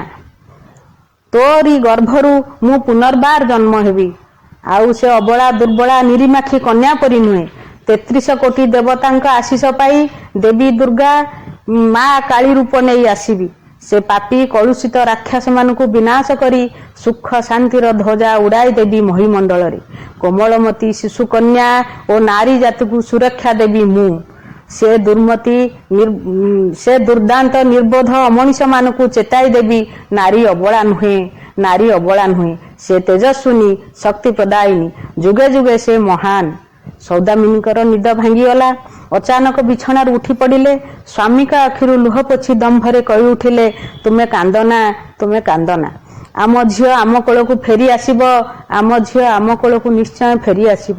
ଆମର ଶୂନ୍ୟ କୋଳ ପୂର୍ଣ୍ଣ ହେବ। ମହାଶକ୍ତି ନେଇ ସେ ଜନ୍ମ ହେବ। ଅଧର୍ମୀ ଦୁରାଚାରୀ ପାପୀମାନଙ୍କୁ ନିଜ ହାତରେ ବିନାଶ କରି ସେ ମାତୃଜାତିକୁ ସଶକ୍ତ କରିପାରିବ। ସେ ମାତୃଜାତିକୁ ସଶକ୍ତ କରିପାରିବ। ଏ କଳୁଷିତ ଧରା ବକ୍ଷରେ ବହିଯିବ ପ୍ରେମ ମନ୍ଦାକିନୀ। ହସି ଉଠିବ ଦଳିତା ପୃଥିବୀ। ହସି ଉଠିବେ ତୋପରି କୋମଳମତୀ, ହସି ଉଠିବେ ତାପରି କୋମଳମତୀ ଶିଶୁକନ୍ୟା ମାନେ, ହସି ଉଠିବେ ତାପରି କୋମଳମତୀ ଶିଶୁକନ୍ୟା ମାନେ। ଧନ୍ୟବାଦ କବିତା ମ୍ୟାଡାମ, ଆପଣ ସୁନ୍ଦର ବାର୍ତ୍ତାଟିଏ ଦେଲେ। ବର୍ତ୍ତମାନ କନ୍ୟା ସନ୍ତାନ ଉପରେ ଯେପରି ଚାଲିଛି ଅତ୍ୟାଚାର ଦୁଷ୍କର୍ମ, ତାର ଗୋଟେ ଜ୍ୱଳନ୍ତ ଉଦାହରଣ ଦେଲେ। ଏବେ ଇତିଶ୍ରୀ ମ୍ୟାଡାମଙ୍କ ପାଖକୁ ଆସିବା। ଇତିଶ୍ରୀ ପତି ସେ ଗପ ଲେଖିଛନ୍ତି ଗୋଟେ ପ୍ରକାରର, କିନ୍ତୁ ବାର୍ତ୍ତା ଦେଇଛନ୍ତି ବିଭିନ୍ନ ପୌରାଣିକ ଚରିତ୍ର ମାଧ୍ୟମରେ। ପଞ୍ଚସତୀ ନାରୀ ଚିର ନମସ୍ୟ। ସେ କିଛି ନାରୀ ଚରିତ୍ରକୁ ପୁରାଣରୁ ଆଣିଛନ୍ତି, ସେମାନଙ୍କ ବିଷୟରେ କିଛି କହିଛନ୍ତି। ଆଶା ପ୍ରଦୀପର ସମସ୍ତ ସାରସ୍ୱତ ସାଧିକା ମାନଙ୍କୁ ମୋର ଆନ୍ତରିକ ଶୁଭେଚ୍ଛା ଓ ନମସ୍କାର। ମୋର ଗଳ୍ପର, ମୁଁ ଇତିଶ୍ରୀପତି ଭୁବନେଶ୍ୱର ପଳାଶପଲ୍ଲୀରୁ କହୁଛି। ମୋର ଗଳ୍ପର ଶୀର୍ଷକ ପଞ୍ଚସତୀ ନାରୀ ଚିର ନମସ୍ୟ। ଭଗବାନଙ୍କ ସୃଷ୍ଟିରେ ନାରୀ ଚିର ନମସ୍ୟ। ମାତା, ଭଗିନୀ, ଜାୟା, ଜନନୀ ହେଉଛି ନାରୀର ଚତୁର୍ବିଧ ଶକ୍ତି। ପୃଥିବୀ ପୃଷ୍ଠରୁ ଅଧର୍ମକୁ ଲୋପ କରି ଧର୍ମ ସଂସ୍ଥାପନ କରିବା ହେଉଛି ନାରୀର ପରମ କର୍ତ୍ତବ୍ୟ। ପୃଥିବୀର ପୃଷ୍ଠରୁ ଅଧର୍ମୀ ମାନବ ରାକ୍ଷସ କବଳରୁ, ଅସତ୍ୟ ପାପ ଭିତରୁ ସତ୍ୟପୂର୍ଣ୍ଣର ଆଲୋକ ସଦାସର୍ବଦା ଦେଖାଇ ଆସିଛନ୍ତି। ପରମ ସତୀ ନାରୀଗଣ କୁହାଯାଏ। ପରମ ସତୀ ନାରୀ ହେଲେ ଅହଲ୍ୟା, ତାରା, ମନ୍ଦୋଦରୀ, କୁନ୍ତୀ ଏବଂ ଦ୍ରୌପଦୀ। ପ୍ରତ୍ୟହ ପ୍ରାତଃକାଳରେ ଏମାନଙ୍କ ନାମ ସ୍ମରଣ କଲେ ପାପ ଖଣ୍ଡନ ହୋଇ ପୁଣ୍ୟ ଅର୍ଜନ ହୋଇଥାଏ। ଏହା ଚିରନ୍ତନ ସତ୍ୟ। ଭାରତୀୟ ସଂସ୍କୃତିରେ ଏମାନେ ହିଁ ଜୀବନକୁ ଉତ୍ସର୍ଗିତ କୃତ କରିଛନ୍ତି। ବିଶ୍ୱର ଶାନ୍ତି ଶୃଙ୍ଖଳା ସତ୍ୟ ପାଇଁ ଏମାନଙ୍କ ବିଷୟରେ ସଂକ୍ଷିପ୍ତ ଆଲୋଚନା କରାଯାଇପାରେ। ଅହଲ୍ୟା ଗୌତମ ଋଷିଙ୍କର ପତ୍ନୀ ଥିଲେ। କାୟମନ ବାକ୍ୟରେ ସ୍ୱାମୀଙ୍କର ସେବା କରି ଚାଲିଥିଲେ। ସେହି ଛୋଟ କୁଡ଼ିଆରେ ସ୍ୱାମୀଙ୍କର ସେବାରେ ମନ ପ୍ରାଣ ଢାଳି ଦେଉଥିଲେ। ସୁନ୍ଦର ଜୀବନଯାପନ କରି ଦିନ କାଟୁଥିଲେ। ପ୍ରାତଃ କାଳରୁ ନଦୀ ଜଳରେ ସ୍ନାନ କରି ଆସି ଯଜ୍ଞ ମଣ୍ଡପରେ ସ୍ୱାମୀଙ୍କୁ ଯୁଦ୍ଧ ସରଞ୍ଜାମ ଯୋଗାଇ ଦେଉଥିଲେ। ସେହି ଅଞ୍ଚଳର ସମସ୍ତ ମାନବ ସମାଜର ସେବା କରୁଥିଲେ ଦେବୀ ଅହଲ୍ୟା। ଦିନକର ଅଘଟଣ ଘଟିଗଲା। ଆକାଶ ମାର୍ଗରେ ଯାଉଥିବା ଇନ୍ଦ୍ରଙ୍କର ଲୋଲୁପ ଦୃଷ୍ଟି ପଡ଼ିଗଲା ଦେବୀ ଅହଲ୍ୟାଙ୍କ ଉପରେ। ତାଙ୍କର ଅନିନ୍ଦ୍ୟ ରୂପ ଲାବଣ୍ୟକୁ ଦେଖି ବାରମ୍ବାର ଇନ୍ଦ୍ର ଅହଲ୍ୟାଙ୍କୁ ଅଭିଶାପ ଦେଲେ ପଥର ପାଲଟି ଯିବାକୁ। ଋଷିଙ୍କର ଅଭିଶାପରେ ନାରୀ ପରାଧୀନ ଅହଲ୍ୟା ପାଷାଣୀ ହୋଇଗଲେ। ସତ୍ୟକାଳରୁ ତ୍ରେତୟା ଯୁଗରେ ଅବତାରୀ ପୁରୁଷ ପ୍ରଭୁ ଶ୍ରୀରାମଙ୍କ ପଦପର୍ଶରେ ପୁନଶ୍ଚ ନାରୀ ରୂପ ପାଇଲେ ଏବଂ ସ୍ୱର୍ଗପୁରକୁ ଚାଲିଗଲେ। ଅହଲ୍ୟା ପରମ ସତୀ ହୋଇଥିବାରୁ ଆମ୍ଭମାନଙ୍କର ସେ ଚିର ନମସ୍ୟ ଅଟନ୍ତି। ଦେବୀ ତାରା। ତ୍ରେତୟା ଯୁଗରେ ତାରା ହେଉଛନ୍ତି ମହାବଳୀ ବାନରର ସ୍ତ୍ରୀ। ତାରା ଦେବୀ କାୟମନ ବାକ୍ୟରେ ବାଳୀର ସେବା କରୁଥିଲେ। ଜନସମାଜରେ ମଧ୍ୟରେ ତାର ପୁତ୍ର ଅଙ୍ଗଦ ଥିଲା। ପ୍ରଥମେ ସୁଗ୍ରୀବର ସ୍ତ୍ରୀ ଥିଲେ। ବାଳୀର ମୃତ୍ୟୁ ପରେ ପୁନଶ୍ଚ ମହାରାଜା ସୁଗ୍ରୀବର ସ୍ତ୍ରୀ ହୋଇ ନାରୀ ସମାଜ ତଥା ପୁରୁଷ ସମାଜ ପାଇଁ ଅହରହ କାର୍ଯ୍ୟ କରି ଅମର ହୋଇଥିଲେ। ମହାସତୀ ନାରୀର ମହତ୍ୱ ଦେଇଥିଲେ।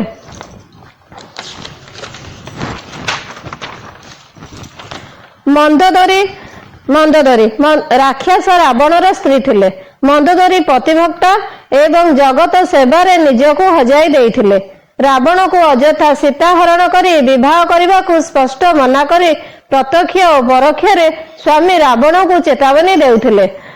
ରାବଣର ନିଧନ ପରେ ବିଭୀଷଣକୁ ବିବାହ କରି ସୁଶାସନ କରି ନାରୀ ସମାଜର ମଙ୍ଗଳ କରି ଅମର ହୋଇଅଛି। ତେଣୁକରି ମନ୍ଦୋଦରୀ ହେଉଛନ୍ତି ଚିର ନମସ୍ୟ। କୁନ୍ତୀ। ମହାସତୀ କୁନ୍ତୀ ଦ୍ୱାପର ଯୁଗର ଶ୍ରେଷ୍ଠ ମହିୟସୀ ମହିଳା। ଧର୍ମ ରକ୍ଷା ପାଇଁ ଅହରହ ଚିନ୍ତା କରୁଥିଲେ। ସୂର୍ଯ୍ୟ ଧର୍ମରାଜା ମରୁତ ଇନ୍ଦ୍ରଙ୍କୁ ସ୍ମରଣ କରି 4 ପୁତ୍ର ଜନ୍ମ ପାଇଥିଲେ। କୁମାରୀ ଅବସ୍ଥାରେ ସୂର୍ଯ୍ୟଙ୍କ ଠାରୁ ପ୍ରାପ୍ତ ପୁତ୍ର କର୍ଣ୍ଣଙ୍କୁ ନଦୀରେ ଭସାଇ ଦେଇଥିଲେ। ଲଜ୍ଜାରୁ ରକ୍ଷା ପାଇବା ପାଇଁ ପରେ ପରେ ମହାରାଜା ପଣ୍ଡୁଙ୍କୁ ବାହା ହେବା ପରେ ଯୁଧିଷ୍ଠିର, ଭୀମ ଓ ଅର୍ଜୁନ ପ୍ରାପ୍ତ ହେଲେ। ପଣ୍ଡୁ ମହାରାଜାଙ୍କର ଉପରେ ଅଭିଶାପ ଥିଲେ କୌଣସି ନାରୀକୁ ସ୍ପର୍ଶ ମାତ୍ରେ ହୃଦୟ ଫାଟିଯିବ।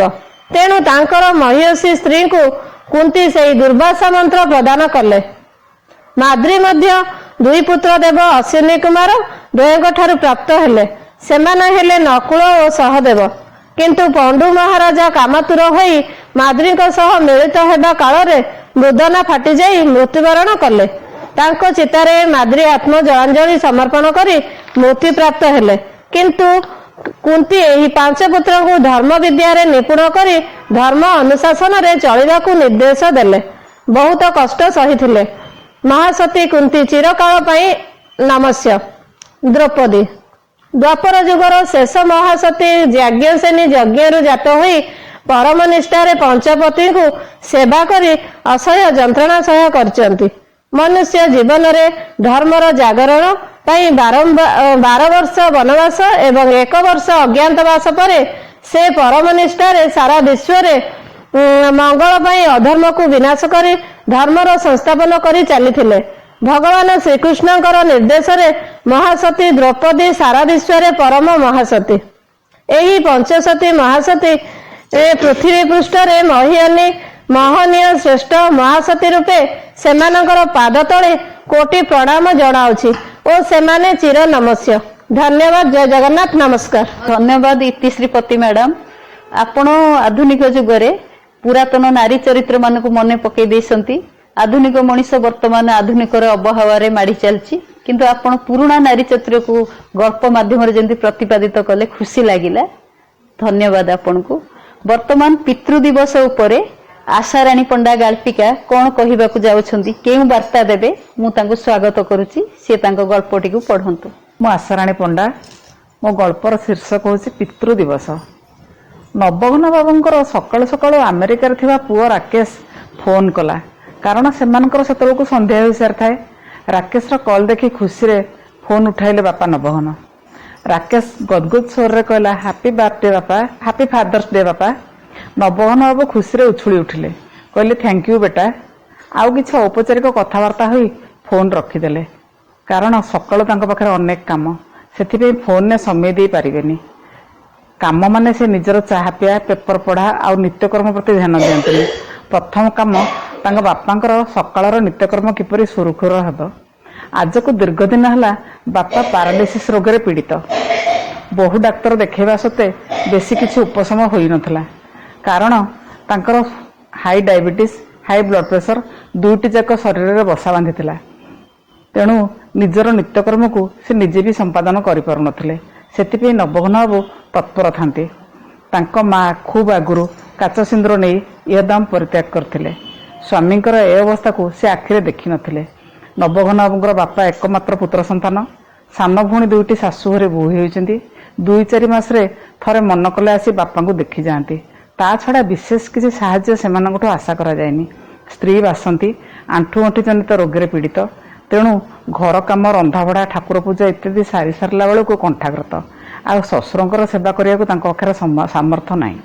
नवघन बाबू घर पाख स्कूल सहकारी शिक्षक थिले एई निकट अवसर नहीं स्कूल जाउथिबा समय बापा काम करने को टिके कष्ट होता समय अंटु नथिला किंतु अवसर पर सकाळु राति पर्यंत बापा सेवा को जीवनर व्रत रूपे मानि नहीं।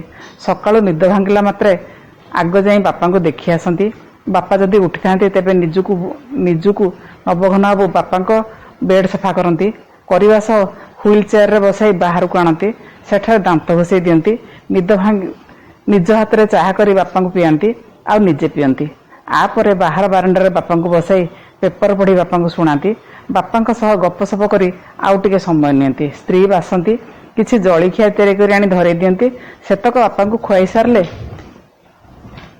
से निश्वास नियंती पुनश्च द्विपहर को गाधुआ पाधुआ सारी भात खंडे खुआईदेले बापा टिके शोई पड़ती। एथरक नवघन बाबू निजे खाई बसंती उपरवेला चाह जोड़ा भजा सह राति रुटी 2 खंड क्षीर टिके खाती बापा। राति भितर नवघन बाबू 2-3 थर जाई बापा को देखती कारण जदि बारंबार बेड पेन न दि जाए बापा परिश्रा कर सेज ओदा करदे आ से ओदारे भी शोईजे भारी बाधे नवघन बाबू को से नवघन बाबू सतर्क था। एमती चली था बापा सह नवघन बाबूर जीवन चर्चा। नवघन बाबूर झील रिनी बाहा शाशु घरे अच्छी पुओ राकेश अमेरिकार अच्छी बाहागर सरला बहुटी तामिल झील दुहे खुशी निज निजक पसंद करुले से बाहागर होइछि। बहु पारुल सह सुख दुख कथा एम भाग्य ना कहीं पारुल हिंदी भी कहीपे केवल निज मातृभाषा छड़ा इंग्रेजी कहीपे बासंती विशेष कथबार्ता बहु सांगे हो पारती केबे केबे नवघन बाबू पदे 2 पद कथा कहती। ठीक दिन मानक बहु जनाई दिए हापी फादर्स डे बापा हापी बर्थडे बापा हापी दिवाली बापा हापी न्यू ईयर बापा एतिकरे सेमानकर कर्तव्य सरी जाए किंतु कर्तव्य सरणी नवघन बाबूर थका मारी से बसी पड़ते आ भावुले सी तो केबे बापा को हापी फादर्स डे विश करना यही समय बापा डाकुले नवरे ए नव आरे कुआडे गलु मो पाखु टिके आस। धन्यवाद मैडम। पितृदिवस उपलक्षे आपण जो वार्ता टिके प्रदान कले से आम मन को आंदोलित लगिला बहुत खुशी लगिला। आपण एमती लेखि चलतु प्रभु जगन्नाथ आपण को शक्ति दियंतु। वर्तमान भ्रष्ट मनीषर कहानी गल्पर शीर्षक ताकू उपस्थापना करिवे राउतराय मिनती लेंका। से जने बहुत सुंदर लेखिका बहुत आग्रही व्यक्तित्व एवं तांको मु निमंत्रण करछि से तांकर गपटी प्रेजेंट करंतु भ्रष्ट मनीषर कहानी। मो राउतराय मिनती लेंका मोर गल्पर शीर्षक भ्रष्ट मनीषर कहानी। गाँ दांड सुंदर दिशे दोल पूर्णिमा दिन श्री राधाकृष्णंकर फगु खेल यह दिव्य शाश्वत प्रेमर उत्सव एक नियारा अनुभव। बसंतर आगमन रे ए पर्व रे मर्त्य स्वर्ग पलटि जाए। भिन्न भिन्न रंग बोली होइथिबा मुख संपूर्ण अचिन्हा पलटि जाए। असली मुह लुचि जाए फगु रंग तले। दुष्ट मनीषर दुष्ट बुद्धि चेई उठे। बेले बेले पाशविक व्यक्तिंकर दुर्व्यवहार धरा पड़ जाए रंगीन बेशरू। कामना वासनापूर्ण व्यक्ति दिव्य प्रेमर मूल्य बुझी पारे ना। तांकर लोड़ा केवल शारीरिक क्षुधा निवारण।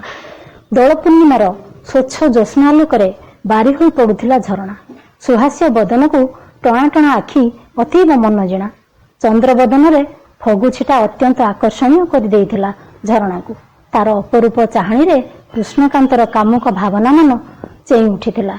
भंगारुजा भागवत टुंगी घरे एका एका बसी कांटी बग परी एक ध्यान रे चाई बसीथिला झरणार फेरंता बाटको। पाशविक प्रतिक्रिया रे शरीर संपूर्ण जर्जरित ठीक निशारे माताल होइथिबा व्यक्तिंक परी। हल्का शीतुआ राति हेले मध्य प्रचंड ग्रीष्मर प्रकोप अनुभव करुथिला कृष्णकांत। एते बड़ पवित्र दिन रे विपरीत भावना मन सीमा सरहद डेई जाउथिला। ଭାଗବତ ଟୁଙ୍ଗି ମଧ୍ୟ ଏ ଯୁଗରେ ନିର୍ଜନ ପାଲଟି ଯାଇଛି। କୃଷ୍ଣକାନ୍ତ ଅପେକ୍ଷା କରିଛି, ଆଉ କେତେ ସମୟ ତାକୁ ଅପେକ୍ଷା କରିବାକୁ ପଡ଼ିବ ସେ ଜାଣେ ନା। ସତରେ ଅପେକ୍ଷା ଖୁବ୍ ଯନ୍ତ୍ରଣା ପ୍ରଦାନ କରେ। ଅପଲକ ନୟନରେ ଚାହିଁ ରହିଛି କୃଷ୍ଣକାନ୍ତ ଝରଣାର ଫେରନ୍ତା ବାଟକୁ। ମାଉସୀ ମାଙ୍କ ଘରୁ ସେ କେତେବେଳେ ଫେରିବ? ଝରଣାକୁ ତାର ମାଉସୀ ଫୋନ କରି ଡାକିଥିଲେ। ରୁଚି ସମ୍ପନ୍ନ କ୍ଷୀରି ପିଠା ତିଆରି କରନ୍ତି ମାଉସୀ। ମା ଛେଉଣ୍ଡ ଝରଣାର ଦିବ୍ୟ କାନ୍ତି ଦେଖି ଗାଁର ଦୁଷ୍ଟ ଯୁବକମାନେ ଉପରେ ପଡ଼ି କଥାବାର୍ତ୍ତା କରନ୍ତି। ମାତ୍ର ତାର ଆଧ୍ୟାତ୍ମିକ ଭାବକୁ ଦେଖି ତା ପବିତ୍ର ବଳୟ ଭିତରକୁ ପ୍ରବେଶ କରିବାକୁ ସାହସ କରନ୍ତି ନାହିଁ। ଝରଣାର ସୁମଧୁର ଭକ୍ତିରାଗିଣୀରେ ଗାଁର ସକାଳ ସମୟ ଗୁଞ୍ଜରିତ ହୋଇ ଉଠେ। ଯୁବତୀ କନ୍ୟା ହେଲେ ମଧ୍ୟ ଆଶା ଆସକ୍ତିର ସୂତାଖିଅକୁ କାଟି ଖଣ୍ଡ ଖଣ୍ଡ କରିଦେଇଛି। ସେ ମୁକୁଳାଇ ଦେଇଛି ତାର ସମସ୍ତ ମାୟା। ମାଙ୍କ ମୃତ୍ୟୁ ପରେ ସେ ଶକ୍ତ ଧକ୍କା ଖାଇଯାଇଛି।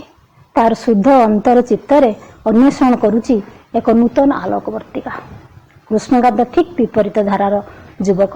ଥରେ ଯଦି ସେ ଝରଣାକୁ ହାତ ମୁଠାରେ ପାଇଯାଆନ୍ତା, କ'ଣ ନାହିଁ କ'ଣ କରି ପକାନ୍ତା। ଯେଉଁଠି ଦିବ୍ୟ ଶକ୍ତି ଥାଏ ସେଠି ପ୍ରକୃତି ମଧ୍ୟ ତାର ମୋଡ଼ ବଦଳାଇ ଦିଏ। ପାପୀ ମଣିଷକୁ ମରଣାତ୍ମକ ଦଣ୍ଡ ମିଳେ। ସେ ଯେତେ ଚେଷ୍ଟା କଲେ ମଧ୍ୟ ତାକୁ କେହି ଉଦ୍ଧାର କରିପାରନ୍ତି ନାହିଁ। ଅଜାଣତରେ ଭାଗବତ ଟୁଙ୍ଗି ଭିତରେ ଅହିରାଜ ସାପର ଶିକାର ପାଲଟିଗଲା କୃଷ୍ଣକାନ୍ତ। ଅପହଂସ ପାଲଟିଲା ତାର ଚିତ୍କାର। ଝରଣା ଫେରିବା ସମୟରେ କୃଷ୍ଣକାନ୍ତର ଶେଷ ଦୃଷ୍ଟି ପଡ଼ିଗଲା। ବାକ୍ଶକ୍ତି ହରାଇ ନିଜର ଅନୁତପ୍ତ ଭାବନାକୁ ଶତଧିକ୍କାର କରୁଥିଲା। ତ୍ରିମାତାଙ୍କୁ ଅନେକ କ୍ଷମା ପ୍ରାର୍ଥନା କଲା। ହେ ତ୍ରିମାତା, ମୁଁ ମଣିଷ ହୋଇ ପାଶବିକ ପ୍ରବୃତ୍ତିରେ କବଳିତ ହେଲି। ଏବେ କ୍ଷମା କର ମା। ତ୍ରିମାତା, ମୋତେ କ୍ଷମା କର। ବାଷ୍ପରୁଦ୍ଧ କଣ୍ଠରେ ଆତ୍ମସମର୍ପଣ କରିଥିଲା ନିଜକୁ ତ୍ରିମାତାଙ୍କ ନିକଟରେ। ସମ୍ପୂର୍ଣ୍ଣ ଅନ୍ଧକାର ଦିଶୁଥିଲା ତାକୁ। ଫଗୁ ପୂର୍ଣ୍ଣିମାର ସ୍ୱଚ୍ଛ କିରଣରେ ଆଲୋକିତ ପରିବେଶ ତାକୁ କେମିତି ଅଲଗା ଲାଗୁଥିଲା। ସତେକି ଆଖିରେ କଳା ପରଦା ଢାଙ୍କି ହୋଇଯାଇଛି। ଫଗୁ ଖେଳରେ ପବିତ୍ର ଦିନରେ ଅହିରାଜ ସର୍ପର କ୍ଷୁଧା ମେଣ୍ଟାଇଛି ଆଜି କୃଷ୍ଣକାନ୍ତ। ହୁଏତ ଏପରି ପବିତ୍ର ଦିନରେ ସାମାନ୍ୟ ପୁଣ୍ୟ ଅର୍ଜନ କରିଛି ସେ। ଧନ୍ୟବାଦ ରାଉତରାୟ ମିନତି ଲେଙ୍କା ମ୍ୟାଡାମ। ଭ୍ରଷ୍ଟ ମଣିଷର କାହାଣୀ ମାଧ୍ୟମରେ କିଛି ବିପଦଗାମୀ ମଣିଷମାନଙ୍କୁ ଆପଣ ଚେତନା ଦେଉଛନ୍ତି, ସୁନ୍ଦର ସନ୍ଦେଶ ଦେଉଛନ୍ତି। ତେବେ ଆଶା ପ୍ରଦୀପ ସମ୍ବାଦପତ୍ର ରାସ୍ତା ଚାଲିବା ବନ୍ଦ ହେଇନି। ଆଜିର ଏହି ଗଳ୍ପ ଆଶାର କେତେବେଳେ କବିତା ଆସର, କେତେବେଳେ ଆଲୋଚନା, କେତେବେଳେ ଅଳ୍ପ କଥା, ବହୁତ କିଛି ଅକୁହା କାହାଣୀକୁ ନାରୀମାନଙ୍କର ନେଇ ଆମେ ଉପସ୍ଥାପନା କରିଛୁ, କରୁଅଛୁ, କରିବୁ ମଧ୍ୟ। ଆଶା ପ୍ରଦୀପ ସମ୍ବାଦପତ୍ରର ଅନେକ ମଞ୍ଚ ଅଛି। ଏପି ନ୍ୟୁଜ ଓଡ଼ିଆ ମାଧ୍ୟମରେ ଅନେକ ସନ୍ଦେଶ ଅଛି। ମୁଁ ସମ୍ପାଦିକା ଭାବରେ ଆଜି ଉପସ୍ଥିତ ସମଗ୍ର ଗଳ୍ପ ଲେଖିକା ମାନଙ୍କୁ ମୋର ହୃଦୟଭରା ଅଭିନନ୍ଦନ ଜଣାଉଛି। ଆପଣ ଏମିତି ଲେଖି ଚାଲନ୍ତୁ, ଶକ୍ତିଶାଳୀ ହୁଅନ୍ତୁ।